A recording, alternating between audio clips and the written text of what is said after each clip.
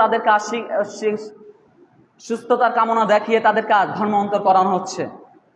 আজ আমরা সেদিক থেকে পিছু।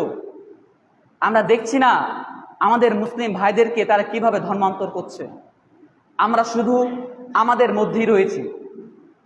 আমরা কিভাবে নিজেদের উন্নতি করতে পারবো, কিভাবে আমরা নিজেদেরকে রক্ষা করতে পারবো, সেই পথেই রয়েছি। আমি আপনাদেরকে জানাতে চাচ্ছি, একটি সমুদ্রে নৌজাহানে যদি আপনি থাকেন, উপরতলার ব্যক্তিরা পানি পাচ্ছে না, পবিত্র পানি পাচ্ছে না, পরিষ্কার পানি পাচ্ছে না। তারা যদি নিচতলায় আসে, দুইতলা একটি লঞ্চের মধ্যে নিচতলায় এসে পানি চাচ্ছে, দুইতলার বাসিন্দারা তাদেরকে পানি দিচ্ছে না। বা কথাটি যদি আমি অন্যভাবে বলি, যে নিচতলার ব্যক্তিরা পানি পাচ্ছে না, উপরতলায় যাচ্ছে পানি নিয়ে আসতে, তারা পানি দিচ্ছে না।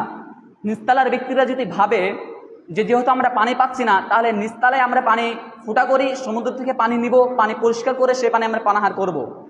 তাহলে তারা যখন নিচতলায় যখন ফুটা করতে লাগবে, গর্ত করতে লাগবে লঞ্চে, ওপরতলার ব্যক্তিরা যদি তাকায় তাকায় দেখে, তো আমরা কি করব এখানে? তারা ফুটা করছে, তারা গর্ত করছে, পানি আসবে, তাদের লঞ্চ ডুববে, নিচতলা ডুববে, আমরা তো আর ডুবছি না, উপরতলায় তো আমরা ঠিক থাকবো। তাদের কি সন্দেহ ধারণা কি সঠিক? কোশ্চিনকালও তাদের সন্দেহ ধারণা সঠিক নয়। কারণ লঞ্চটি যখন ফুটা করা হবে, গর্ত করা হবে, পানি যখন লঞ্চের মধ্যে প্রবেশ করবে, ডুবলে গোটা লঞ্চই ডুববে, সকল ব্যক্তি ক্ষতিগ্রস্ত হবে, মৃত্যুবরণ করবে। তেমনভাবে আপনি যদি ভাবেন আপনার এই দেশে আপনি ইবাদতের মধ্যে থাকবেন, আপনার এই মহল্লায় আপনি ইবাদতের মধ্যে থাকবেন, আর বাকি আপনার প্রতিবেশী, আপনার দেশের মানুষ কি হলো আপনার দেখার বিষয় নেই, তাহলে আপনার ভুল ধারণা। গজব আসলে শুধু সেই ব্যক্তিদের ওপর আসবে না, গজব আসলে শুধু আপনার প্রতিবেশীর ওপর গজব আসবে না, গজব আসলে আপনাকে শুদ্ধা, আপনাকে সহ গজবের অন্তর্ভুক্ত হতেই হবে বাধ্যতামূলক। আল্লাহ তাআলা কোরআন মাজিদে বলছেন, ওয়াদাক্কির ফাইন্না যিকরা তানফাউল মুমিনিন, হে মুমিন তুমি তাদেরকে জানিয়ে দাও, কারণ তাদের জানানোর মাঝে তাদের উপকার রয়েছে। যদি আপনি মুমিন হয়ে থাকেন, একই গর্তে আপনি বারবার পড়তে পারেন না। মুমিন হয়ে থাকলে আপনি একই গর্তে বারবার পড়তে পারেন না। প্রিয় সুধী, আমার দ্বিতীয় নাম্বার পয়েন্ট হচ্ছে, আজ অমুসলিমরা যেমনভাবে আমাদের মুহাম্মদ সাল্লাল্লাহু আলাইহি ওয়াসাল্লামকে কটাক্ষ করছে, অমুসলিমরা যেমনভাবে মুহাম্মদ সাল্লাল্লাহু আলাইহি ওয়াসাল্লামকে হেয় তুচ্ছ, লাঞ্ছিত, অপদস্থ করছে, আমরা কি সেই কথা আজও কি ভাবছি? অথচ রাসূল সাল্লাল্লাহু আলাইহি ওয়াসাল্লামকে নামকে নিয়ে ব্যঙ্গ করা হচ্ছে। আলফিট পত্রিকাতে প্রকাশিত হয়েছিল, রাসূল সাল্লাল্লাহু আলাইহি ওয়াসাল্লামের নামের সাথে একটি বিড়ালের নামকে যুক্ত করে রাসূল সাল্লাল্লাহু আলাইহি ওয়াসাল্লামকে ব্যঙ্গ করা হয়েছিল। মুসলিম তুমি কোথায়?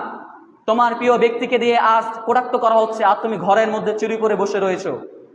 তুমি শুধু তোমার স্বামী স্ত্রীর ওপর প্রভাবশালী হতে পারো, তুমি তোমার পরিবার পিতামাতার উপর প্রভাবশীল, একই পুরুষ বলে না। তোমার প্রিয় ব্যক্তিকে নিয়ে আজ কটাক্ষ করা হচ্ছে, আর তুমি চুপ করে বসে রয়েছো। লাঞ্ছিত, অপদস্থ মুসলিম তুমি, তোমার উপর ধিক্কার। মুসলিম তুমি কোথায়? অথচ তুমি নিজেকে মুসলিম দাবি করো, অথচ তুমি ভাবো মুহাম্মদ সাল্লাল্লাহু আলাইহি ওয়াসাল্লামকে তুমি ভালোবাসো। তুমি কিভাবে ভালোবাসো? অন্তর দিয়ে না মুখ দিয়ে? অথচ তোমার রক্তের ভাইকে যদি কেউ যদি গালি দেয়, তার সাথে কোনো যদি গ্যাঞ্জাম সৃষ্টি হয়, আপনি তার বিপক্ষের দলের বিরুদ্ধে আপনি উঠে দাঁড়াবেন। আপনার স্ত্রীকে কেউ যদি খারাপ কথা বলে, খারাপ দৃষ্টিতে তাকায়, আপনি বসে থাকবেন না, সোজাসুজি অ্যাকশন নেবেন। আপনার পিতামাতার ওপর যদি কোনো কিছু হয়ে যায়, আপনি বসে থাকবেন না। অথচ আপনার প্রিয় ব্যক্তির ওপর, প্রিয় ব্যক্তিকে আজ লাঞ্ছিত, অপদস্থ করা হচ্ছে, আপনি সেখানে চুপ করে বসে রয়েছেন। কেমন মুসলিম? রাসূল সাল্লাল্লাহু আলাইহি ওয়াসাল্লাম কটাক্ষ করা হচ্ছে, অথচ রাসূল সাল্লাল্লাহু আলাইহি ওয়াসাল্লামের যুগে যদি কোনো ব্যক্তির পিতামাতাও যদি রাসূল সাল্লাল্লাহু আলাইহি ওয়াসাল্লামকে কটাক্ষ করত, তারা তার পিতামাতাকে রেহাই দিত না। আর আপনি ইহুদি খ্রিস্টানকে রেহাই দিচ্ছেন। ভাবুন আপনার ঈমান কতটুকু রয়েছে।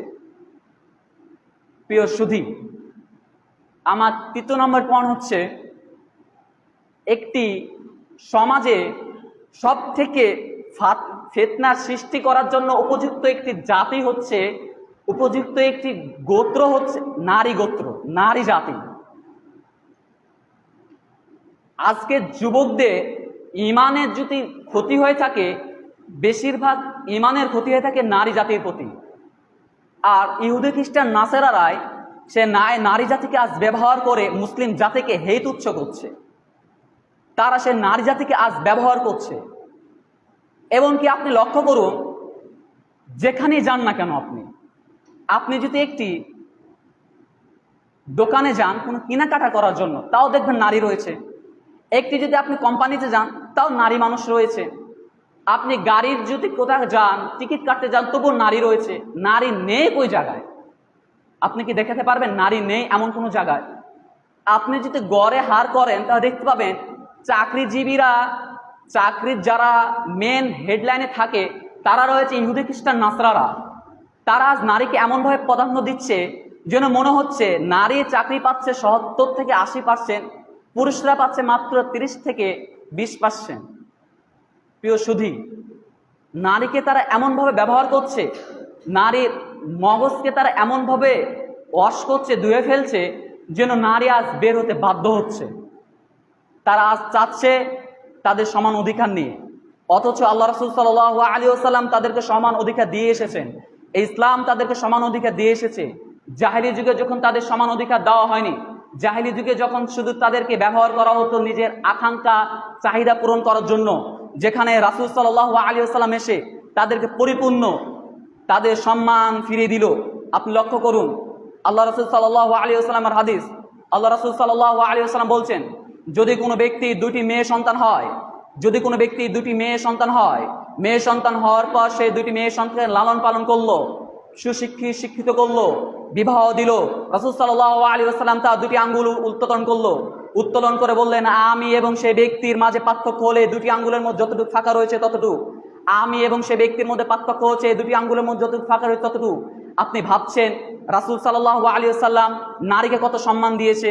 রাসূল সাল্লাল্লাহু আলাইহি ওয়াসাল্লাম আরো বলছেন, যখন কোন নারী স্ত্রী হয়ে যাবে তার সকল ভার সম্পদ তার স্বামীর ওপর পড়ে যাবে।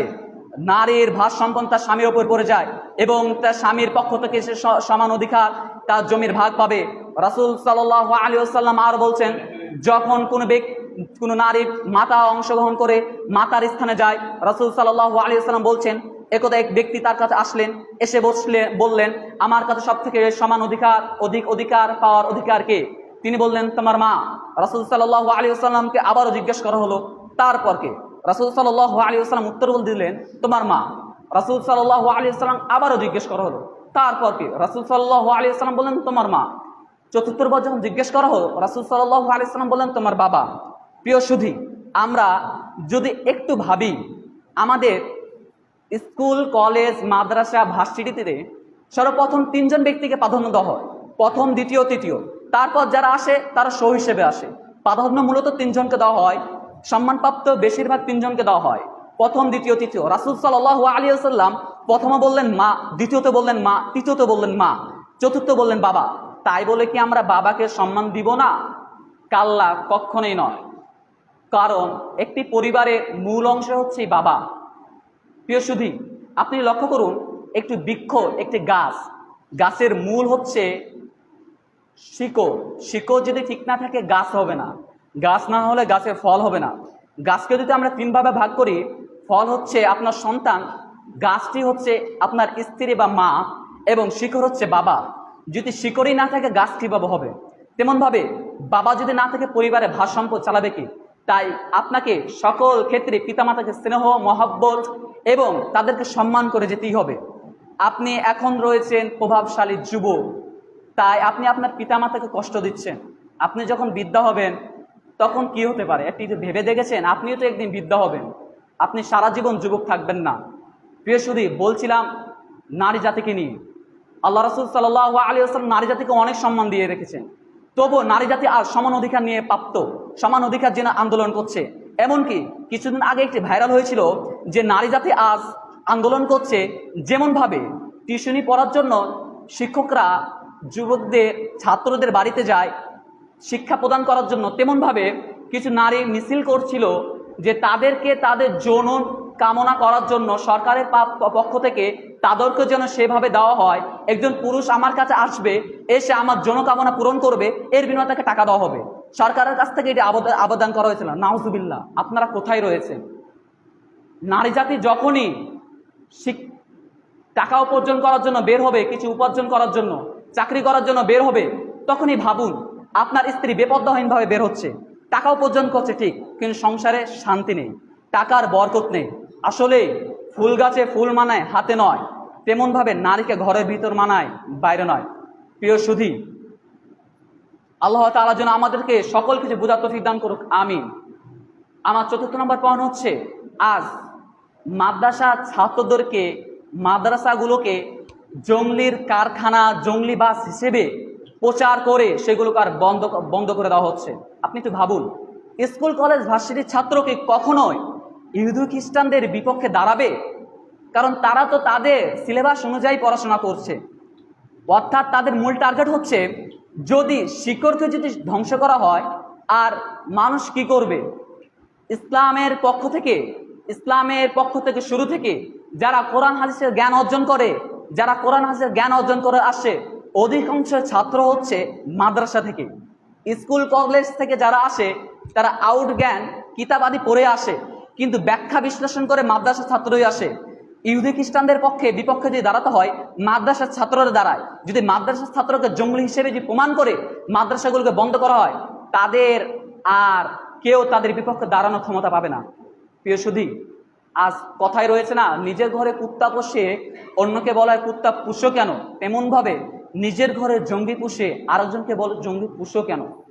আল্লাহ তাআলা যেন আমাদেরকে সকলকে বোঝার তৌফিক দান করুক, আমিন। প্রিয় সুধী, আল্লাহ তাআলা আমাদেরকে এমনভাবে সৃষ্টি করেছেন যেন আমরা যাবতীয় পাপ থেকে মুক্ত পেতে পারি, কিন্তু আমরা চেষ্টা করলেই সকল কিছু পারি, কিন্তু পারি না কেন? নিজের শক্তি মনোবল তেমনভাবে নেই।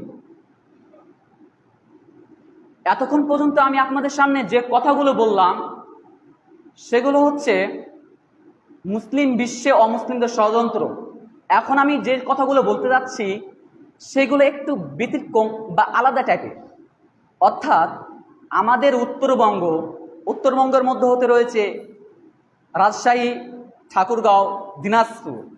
তার মধ্যে দিনাজপুরের বিখ্যাত একটি পাপ রয়েছে, যে পাপটি প্রচলিতভাবে আমরা এমনভাবে পাপটি করি যেন সে পাপটি হারাম আমরা ধারণাই করতে পারি না, অথচ সে পাপটি তার সন্তান করে, পিতা করে, বাবা করে, দাদা করে, তার দাদা করে, মানে সিরিয়ালভাবে পাপটি চলে আসছে, তবু আমরা পাপকে পাপ হিসেবে মনে করছি না। হয়তো নামটি বললে আপনারা চিনবেন না পাপটি কি। পাপটি কি জানেন? যৌতুক। আপনারাই জানেন শব্দটি অনেক চিনা না অচিনা, পরিচিত না অপরিচিত। যৌতুক আমাদের মাঝে এমনভাবে হার বেড়েছে, অন্য জেলাতে এমনভাবে হার নেই। একদিন ক্লাসের মধ্যে আমাদের ক্লাসে কথায় উঠতে উঠতে আমাদের ওস্তাদ বলে ফেললো, দিনাজপুর জেলাতে বিখ্যাত একটি পাপ রয়েছে, যে পাপটি ছাড়া তারা চলতেই পারে না, সেটি হচ্ছে যৌতুক। আপনার লক্ষ্য করুন, ছেলে যদি সরকারি চাকরিজীবী হয়, সর্বনিম্ন ডিমান্ড হচ্ছে যৌতুক হচ্ছে 10 লাখ। আজ যদি একটি ব্যবসায়ী হয় 5 লাখ, আজ যদি কোনো রকম দোকান চালায় তাহলে 2 লাখ, তার সাথে গাড়ি তো রয়েছে। যৌতুক এমনভাবে চলছে যেন আমাদের কিছুই মনেই হচ্ছে না। আমি এখন যে কথাটি বলবো, যে কথাগুলো বলছি, অর্থাৎ আপনি পার্থিব জীবন, পৃথিবীর যদি জীবনকে যদি প্রাধান্য দিয়ে থাকেন, তাহলে আমার কথা আর এই আপনার 5 লাখ টাকার কথা কখনোই সমান হবে না। মানে আমি এই 5 মিনিট আধা ঘন্টার মধ্যে যে বয়ানটি দিচ্ছি আপনাকে, সেই বয়ান শুনে আপনি 5 লাখ টাকা কিভাবে ছাড়তে পারেন? আপনার মাথায় এটি কাজ করতে পারে না। অথচ আপনারা জানেন মুসা আলাইহিস সালামের ঘটনা, যে মুসা আলাইহিস সালাম আল্লাহ তাআলার প্রিয় একজন ব্যক্তিত্ব ছিলেন, প্রিয় একজন রাসূল, নবী ছিলেন, খালিল ছিলেন। সেই মুসা আলাইহিস সালাম যখন তার পরিবার, আত্মীয় স্বজন, তার গ্রাম মহল্লাকে ছেড়ে চলে আসছিলেন, আমরা সকলেই কাহিনী জানি, সংক্ষিপ্তভাবে বলছি। যখন তিনি চলে আসছিলেন, আসার পর দেখলেন সামনে একটি স্থানে, পানি খাওয়ার স্থানে, ঘাটে কিছু ব্যক্তি তার গবাদি পশুকে পানি খাওয়াচ্ছে। এমন তো অবস্থায় 2জন নারী, 2জন মেয়ে পিছনে দাঁড়িয়ে রয়েছে তাদের গবাদি পশুকে পানি খাওয়ানোর জন্য। মুসা আলাইহিস সালাম তাদের নিকট গেলেন, তাদেরকে বললেন কি সমস্যা। তারা বলল, যতক্ষণ পর্যন্ত না পুরুষরা সেখান থেকে চলে যায় ততক্ষণ পর্যন্ত আমরা আমাদের গবাদি পশুকে পানি পান করাতে পারি না। মুসা আলাইহিস সালাম তাদের পক্ষ থেকে তাদের গবাদি পশুকে পানি খাওয়ালো। পরবর্তীতে মুসা আলাইহিস সালাম একটি ছায়াদার স্থানে চলে গেল, কারণ মুসা আলাইহিস সালামের কোনো স্থান, থাকার স্থান, পরিবার, আত্মীয় স্বজন কিছুই নেই, সকল কিছু ছেড়ে তিনি চলে এসেছেন। সেই দুই কন্যা তার পিতার কাছে গেল, সকল কাহিনী বলল। তার পিতা বলল তাদেরকে নিয়ে আসতে, সে মুসা আলাইহিস সালামকে নিয়ে আসতে। নিয়ে আসলো, নিয়ে আসার পর অনেক কাহিনী, সংক্ষিপ্ত সময়। তারপর তার পিতা তার দুই কন্যার মধ্যে হতে একজন কন্যাকে তার সাথে বিবাহ দিল। বিবাহ দিলে এ সত্ত্বে যে মুসা আলাইহিস সালামকে তার বাড়িতে 8 থেকে 10 বছর কাজ করতে হবে। আপনি ভাবুন, আল্লাহ তাআলা তার কোরআন মাজিদে এই ঘটনাটি উল্লেখ করেছেন। আপনি কি ভাবছেন এমনি এমনি? আপনি ভাবুন, বর্তমান সমাজে যদি আমাদের দিন মজুরি হয় 400 টাকা, তাহলে যদি 8 বছর যদি আমরা যদি কামাই করি, তাহলে আমাদের দিন মজুর কত আসছে? প্রায় যদি ধরা যায় তাহলে আসবে 14,47,62 টাকা। আপনি ভাবুন, 8 বছরে তিনি কাজ করে তার মোহরানা পরিশোধ করে তার স্ত্রীকে বিবাহ করেছিল। মুসা আলাইহিস সালাম কাজ করে পরিশোধ করেছিলেন, মোহরানা দিয়েছিলেন। অথচ হতভাগা মুসলিম, তুমি না, তোমার ঘরে অনেক কিছু রয়েছে, তোমার পিতাও সুস্থ, হাত পা রয়েছে, প্রতিবন্ধী নয়, তুমিও সুস্থ, তোমার হাত পা রয়েছে, প্রতিবন্ধী নয়, তবুও কেন জানি তুমি তোমার শ্বশুরের টাকা ছাড়া তুমি চলতে পারো না? বেহায়া যুবক, ধিক্কার তোমার প্রতি। আপনার এখানে প্রয়োজন ছিল মোহরানা পরিশোধ করে আপনি আসবেন, তারপর আপনার স্ত্রীর গায়ে হাত দিবেন, তার আগে নয়। অথচ আমরা কি করি? মোহরানা আগে নয়, যৌতুক আগে পরিশোধ করে আসবে, স্ত্রী আসবে, তারপর শরীরে হাত দিব, যৌতুক পরিশোধ হবে, তারপর মোহরানা নয়, মোহরানা পরে দিল হবে। বেহায়া যুবক। প্রিয় সুধী, তার মধ্যে হতে আমার অন্যতম একটি কথা হচ্ছে, আমরা নিজেদেরকে মুসলিম দাবি করি, মুসলিম নিজেদেরকে দাবি করি, কেন? মুসলিম ঘরে জন্মগ্রহণ করেছি, অথচ মুসলিমের একটি কালচারও আমাদের মধ্যে নয়। এখন যদি প্রশ্ন করি, আমরা কতজন সালাত আদায় করি না, অথচ মুসলিম। আমরা কতজন ধূমপান থেকে বিরত রয়েছি? নেই, সকলেই আসক্ত, বেশি অংশই, অথচ মুসলিম। আমরা কতজন নারী আজ পদ্মা সহিত চলি না, অথচ নিজেকে দাবি করো মুসলিম। কিভাবে? আপনাদেরকে যদি জিজ্ঞেস করা হয় শুকরের মাংস খাওয়া কি, অবশ্যই আপনারা বলবেন কি? হারাম। তাহলে সালাত পরিত্যাগ করা কি আপনার জন্য কি হালাল করে দেওয়া হয়েছে? আরে আপনি তো একটু বড় মিথ্যুক। যেখানে রাসূল সাল্লাল্লাহু আলাইহি ওয়াসাল্লাম সালাতের বিধান এমনভাবে বলেন, ইসলামের 5টি রুকুন রয়েছে, তার 2 নম্বর স্থান হচ্ছে সালাত। আপনি ইসলাম গ্রহণ করার পরে আপনাকে সালাত আদায় করতে হবে। যেখানে রাসূল সাল্লাল্লাহু আলাইহি ওয়াসাল্লাম সালাত কেমন ভাবে গুরুত্ব দিয়েছেন, যদি তোমার কাছে পানি না থাকে তুমি তায়াম্মুম করে সালাত আদায় করবে। যেখানে রাসূল সাল্লাল্লাহু আলাইহি ওয়াসাল্লাম সালাত কেমন ভাবে গুরুত্ব দিয়ে বলেছেন, তুমি দাঁড়িয়ে সালাত আদায় করতে না পারলে বসে সালাত আদায় করবে, বসে সালাত আদায় করতে না পারলে তুমি শুয়ে সালাত আদায় করবে। পৃথিবীর বুকে কোনো ব্যক্তির 3টি অবস্থা ছাড়া কোনো অবস্থা নেই। পৃথিবীর বুকে কোনো ব্যক্তির 3টি অবস্থা ছাড়া কোনো অবস্থা নেই, হয় সে দাঁড়িয়ে থাকবে, না হয় বসে থাকবে, না হয় শুয়ে থাকবে। রাসূল সাল্লাল্লাহু আলাইহি ওয়াসাল্লাম 3টির অবস্থায় বলেছে, তুমি দাঁড়িয়ে সালাত আদায় করো, না হয় বসে, না হয় শুয়ে, সালাত তোমাকে আদায় করতেই হবে। রাসূল সাল্লাল্লাহু আলাইহি ওয়াসাল্লাম আরো জোরালো দিয়ে বলেন, তোমাকে সালাত আদায় করতে হবে। তুমি যদি যুদ্ধের ময়দানে থাকো, পিছনে শত্রু দাওয়া করছে, এমন তো অবস্থায় সালাত তোমাকে পেয়ে বসেছে, এমন তো অবস্থায় তোমাকে সালাত আদায় করতে হবে। সালাত তোমাকে আদায় করতেই হবে, যতক্ষণ পর্যন্ত তোমার বিবেক, জ্ঞান রয়েছে, বুদ্ধি রয়েছে, ততক্ষণ পর্যন্ত তোমাকে সালাত আদায় করতে হবে। আমরা যতজন এখানে আজ রয়েছি, প্রায় 5 কাতার হয়ে যাচ্ছে, এখানে কি এমন কেউ রয়েছে বিবেক নেই? বা আমরা এমন ব্যক্তি যে অসুস্থ, এমন সালাত আদায় করতে পারি না, অথচ সকল কিছু ঠিক থাকার পরেও আমরা সালাত আদায় করতে পারি না। প্রশ্ন করলাম যে শুকরের গোশত খাওয়া কি হারাম? সালাত পরিত্যাগ করা কি আপনার জন্য হালাল না? তাহলে আপনি বড় একজন মিথ্যুক, মিথ্যুক, মিথ্যুক। শুকরের গোশত খাওয়া হারাম তাই বলে আপনি খাচ্ছেন না, এটি বলে নয়। আপনার বাপ শুকরের গোশত খায় না তাই আপনি খাচ্ছেন না। আপনার বাপ যদি শুকরের গোশত খেত, আপনি খেতেন। বাংলাদেশের মানুষ, বাংলাদেশের সন্তানেরা ডাল ভাত খায় কেন?